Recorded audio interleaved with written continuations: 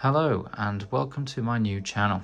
You're going to notice a couple of things right off the bat. Yes, my desk does always look like this, and I happily work in this space, and that's just the way my brain, pretty much my brain looks like this as well. That's I know where everything is, so please excuse that. But I typically have a locksmith channel for lock picking and just general tool reviews on lock stuff, and I started putting a couple of videos up with amateur radio in there, and they don't really mingle too well, so I figured I'd start a new channel here and put any amateur radio stuff here. I'm going to start it off with the Quansheng and the CW functions of it. Now you need to download some firmware, or should I say upload new firmware onto your radio. I'm not here to teach you how to do that. There's plenty of good tutorials online. If I can, I'll put a link to the firmware that you need for the CW, and I'll also put a link to a key that you can buy, a little 3D printed key, plugs in the side and you can straight away get going. Now the point of this video is that little key is specific to the Quansheng radio. You can't use your standard Morse keys that you might already have through into the Quansheng as it stands. Now, I'm making these little junction boxes here. That's the logo to my other channel, by the way, if you want to look me up on YouTube. Which obviously you just heard it bip there. It enables me to use it here. So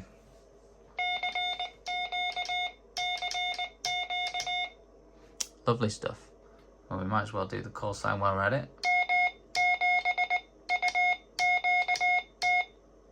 There we go, that's me. So we're just going to try and do a quick overview. I'll chop it all together on real quickly making one of these little boxes, or even you don't need the box, you know, you can buy these off eBay or Amazon or wherever. It's just something to enclose what's in there, very basic what's in there. So we're going to quickly have a look at that, solder some bits together, show you the process, and you can make your own. I might start selling these on eBay or something like that. Very basic to make, but I know a lot of people just like to buy stuff, so maybe I'll have those up for sale. If I do, I'll pop a link in the description. So without further ado, let's skip to making this wire. Okay, so first off, like I say, I've got these little boxes here. These just pop apart, little sort of junction boxes, click together, nice little hole on each end. These holes do need widening out for what we need them for.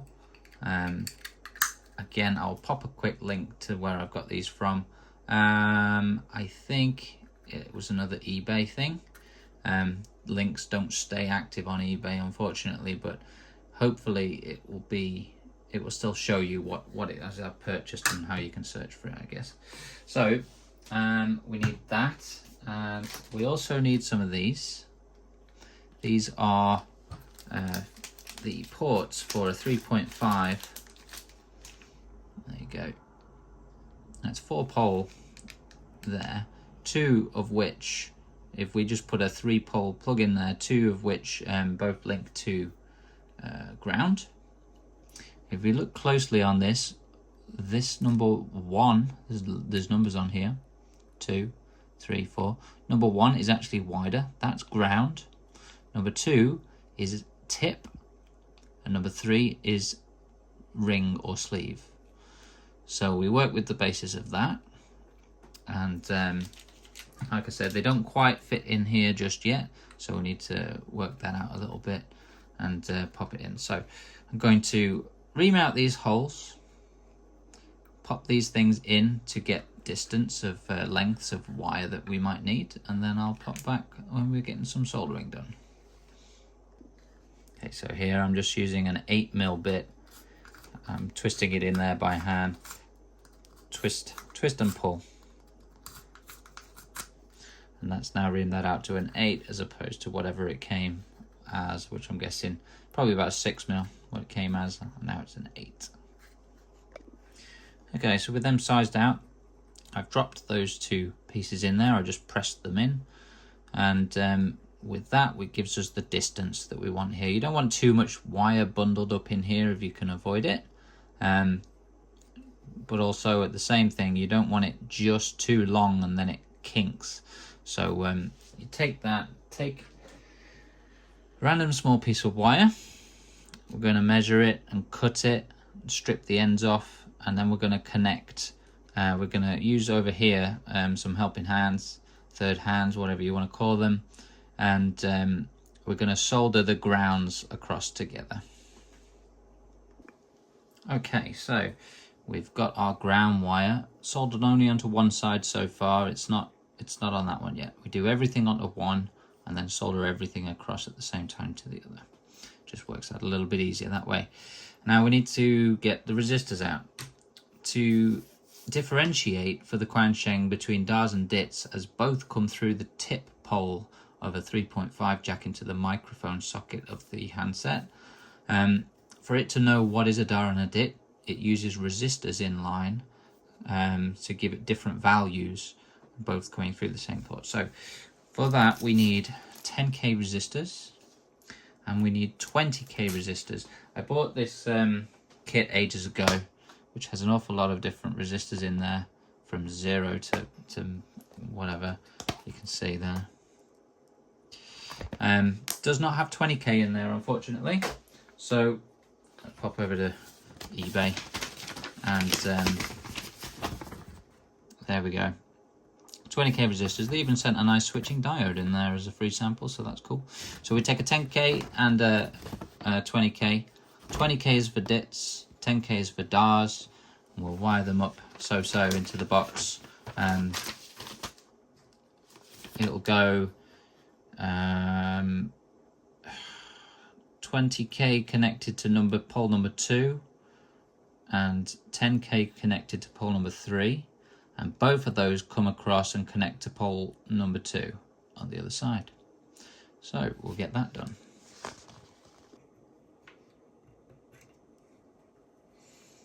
Okay, you're going to focus for us. There we are. So we've got 2 soldered onto pole number 2 there, both of those. You can see I cut them, it staggered them so that they've got a bit of space and it looks a bit neater. They're going to move around in a minute anyway when they solder to the other side. But okay, there we are. Everything's of a similar length, and now we'll put it into the helping hands there and get the soldered across to the other side. Okay, so there we have stuff soldered together. And we should be able to pop this into our box without too much of a struggle. Of course, I've twisted these nuts down a little bit, so let's back those off. There we go.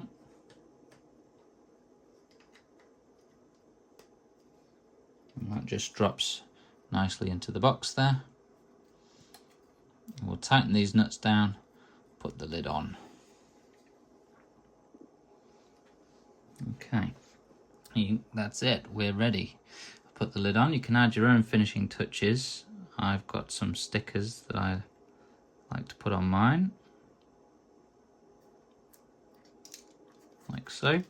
You might want to add, because this is definitely directional, you might want to put, I don't know, radio and key or something like that, a marking just to let you know. It's not going to do any damage if you plug it in backwards, but it's just not going to work. So for me, I know that the radio goes in the top and the key goes in the bottom. So let's give it a quick test, shall we? We'll take our radio here, turn it on. You'll see the firmware at the bottom there, CEC. Let's turn that on again just so that we can see it. It says CEC underscore 0.3V. Okay. Now we're going to plug, like we said, the radio into the top. There it is. And then this is my key. We'll plug that down there, and